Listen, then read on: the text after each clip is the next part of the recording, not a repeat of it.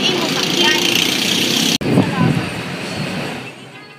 I want that red velvet, I want that sugar sweet. Don't let Hindi dapat i-discriminate ang mga Bisaya dahil ito ang kanilang kinalakihang lengguwahe at ang Bisaya ay isa sa mga dialogo ng ating bansa.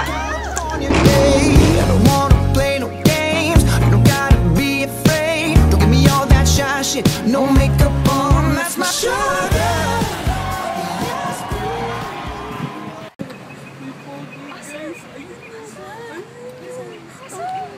Tol, may maganda doon, no? Tumingin sa aking mata, magtapat ng nadarama. Sige pa. Ano yung number mo? Teka, mag-isip mo ako. Sige na. Sige na. O, yun na. Salamat! Sige.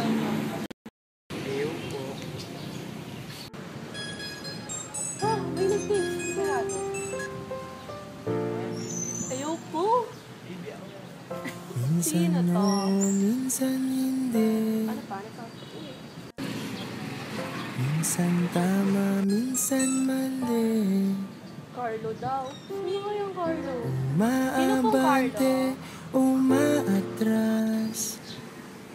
Kilos mong namimintas. Ah, yung Carlo pala na humingi ng number ko. Pag-ibig mo Ayoko. Digimon, yak pangit. Ayoko nun.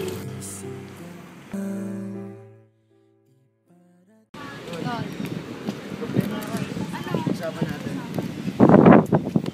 Busted ako na. Bakit? Ayaw niya doon sa JJ. Magbago ka na kasi, Tol. Oo, sige.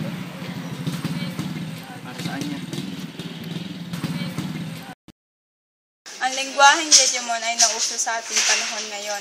Di naman sa pangit ito gamitin, pero hindi tama itong gamitin sa pakikipagkomunikasyon.